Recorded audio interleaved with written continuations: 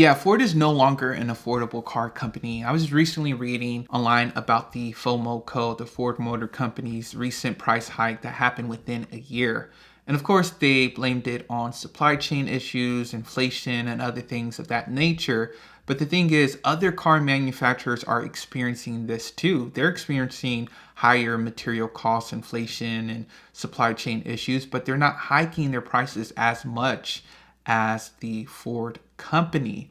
And I've been reading on different forums of people saying, yeah, I had to cancel my order because they had to switch my order and had to do different things.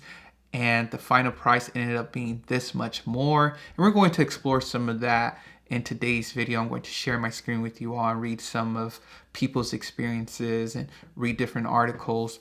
But I just think it's very interesting that now Ford has vehicles that are priced super high, and that the people that buy Ford companies are usually well-to-do people. I was recently reading a line on what rich people drive. People who make over 200 grand a year, most of them drive Ford F-150s. And yes, I know Ford F-150s are just the most sold vehicle, so that has a part to that stat. But I think even today, like, people who could buy BMWs, Lexuses, Mercedes, they buy Fords.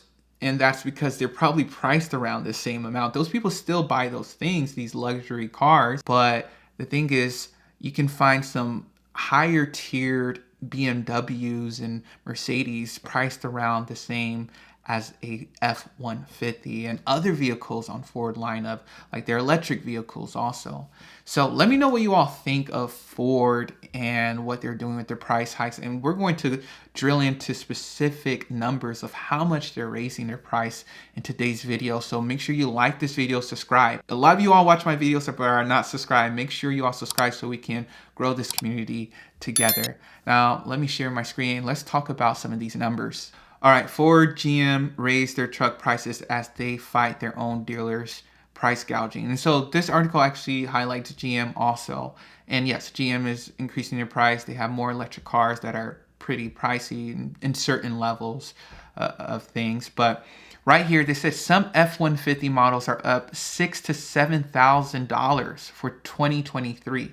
Another thing that I want to talk about with Ford Company, the CEO has been stated to say that he wants to allow or have less customizable options for their people, for their clients or their potential buyers, because they think it's so complex. It's just so complicated with, oh, you can get this option and that option. And a lot of the options they're getting rid of are options that are lower tiered. And so you're forced to pay the higher tiered option.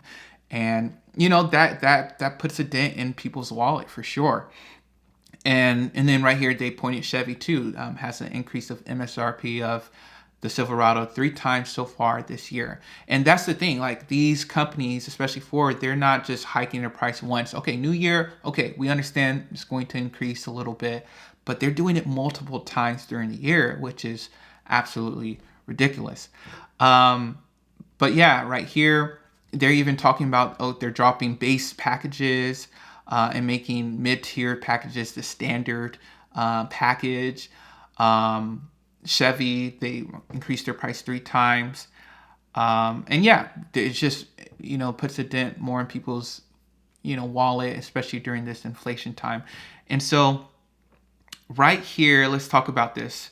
So it says for 2023, the least expensive F-150 you can buy is $35,880, while the Silverado is $35,000. For 2021 model year, the cheapest F-150 was $30,000. So that's $5,000 more. Between 2018 and 2021, my bad, the base price of an F-150 increased by an average of $593.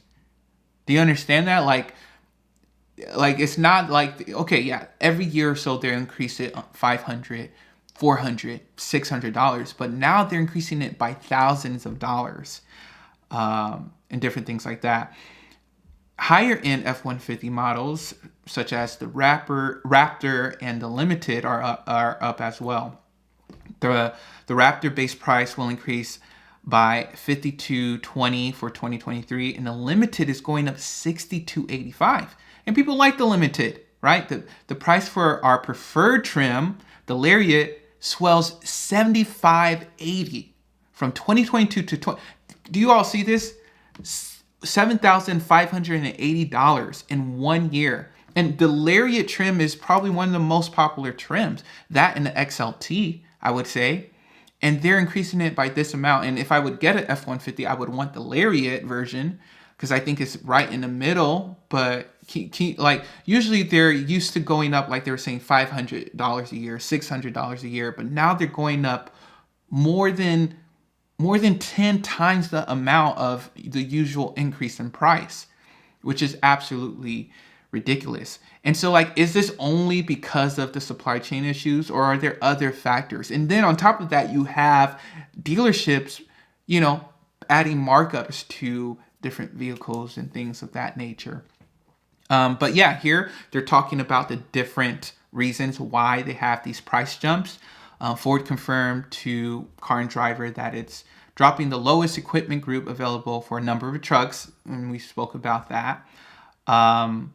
Like this package, the 100A package for the XL, and different things like that. So you have just different packages dropping.